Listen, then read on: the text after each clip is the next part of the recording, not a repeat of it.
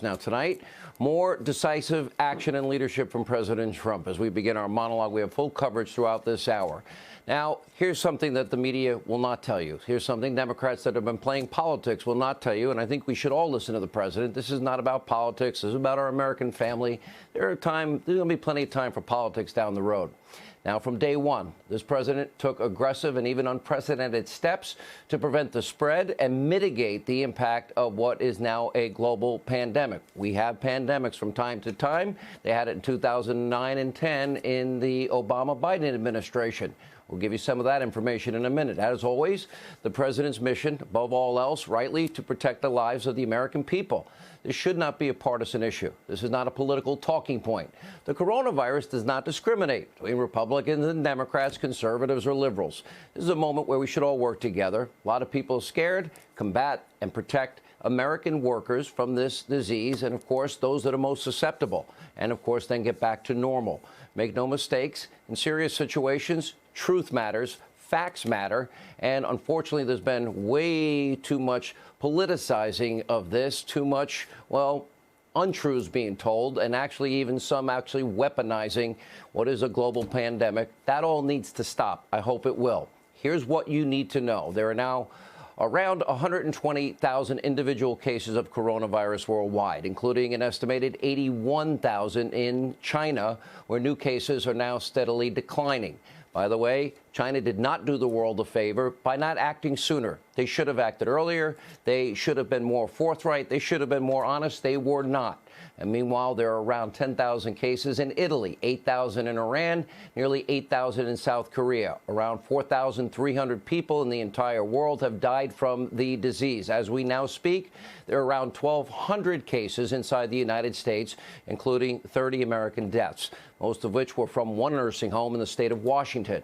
The average age of mortality is 80, according to officials. The death rate estimated at 1%.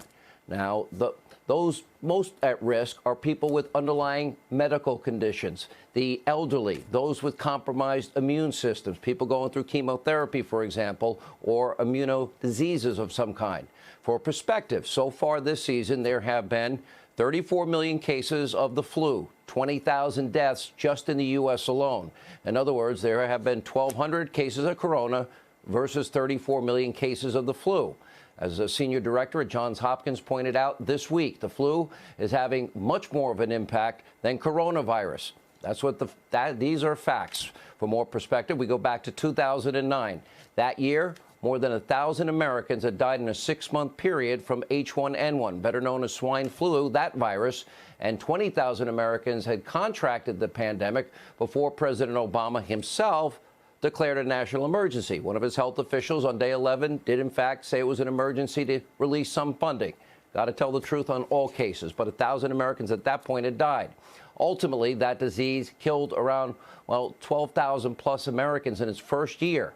Now, perspective aside, our current president, Donald Trump, he's not leading from behind. In fact, more facts. No president has ever done more, acted more quickly to slow the spread of a disease. Now, keep in mind, the coronavirus wasn't even officially identified in China until we gave it a name on January 7th. December 30th of last year is when they first said, we see that there is a virus that is showing symptoms of pneumonia. We labeled it on January 7th. On January 31st of this year, 3 weeks later, the Trump administration declared a public health emergency. No president ever acted that fast. Americans returning from areas most impacted, they were subject to mandatory quarantines on military bases. By the way, the travel ban went into effect. The president ordered that on February the 2nd for all non-U.S. citizens who recently visited China, even though most officials feared it was too soon for travel restrictions. Now, on the political side of this, Joe Biden suggested that ban was xenophobic. CNN, over there, they said we're stigmatizing people from other countries. In the following days, the president formed a task force filled with top scientific medical professionals. We're blessed with the best in the world. and they're led by the Vice President, Mike Pence. Every day he's been updating the country. On February 29th, the State Department issued new travel restrictions for Italy, South Korea, and Iran. At the same time, the FDA cut regulations, allowing more rapid testing capacity for coronavirus. On March 2nd, President Trump met with pharmaceutical executives to discuss treatment and vaccination plans. On March 3rd, the administration ordered the CDC to lift all restrictions on testing. On March the 6th, the president signed an $8 billion emergency spending package into law, $8.3 billion to be specific. On March the 10th, the president met with the insurance industry representatives who agreed to waive co-pays for every American as it relates to corona-related treatment. This afternoon, the president met with banking executives to discuss plans for corona's economic impact and the potential economic and tax relief for workers of businesses that are directly impacted by this virus. And just moments ago, you just heard the president announce that a temporary travel ban will be extended to the continent of Europe, excluding the UK. That means there are now restrictions, travel restrictions on continental Europe, South Korea, Iran, and China. Now, will we see new cases of corona in the United States? Absolutely. Do we need to take it all seriously? I've been saying we have to. I've been saying we need to cure. I want to cure cancer one day. It's amazing how great our medical researchers are, the best. But let's be clear, this administration, their actions, in spite of what many have been saying, they have taken unprecedented steps to slow the spread of this disease. Dr. Fauci on this program last night, the president's quick ban on travel from China likely saved thousands of lives. That one act in 3 weeks, unprecedented, probably literally saved thousands of Americans from contracting that disease, and probably some, the elderly, those with underlying health issues, those with compromised immune systems, from, yes, facing potential death. China, meanwhile, they've got to be held responsible for the spread of this deadly disease, their dishonesty, their government secrecy, even outright lies. The Wuhan coronavirus was able to spread unchecked throughout the world.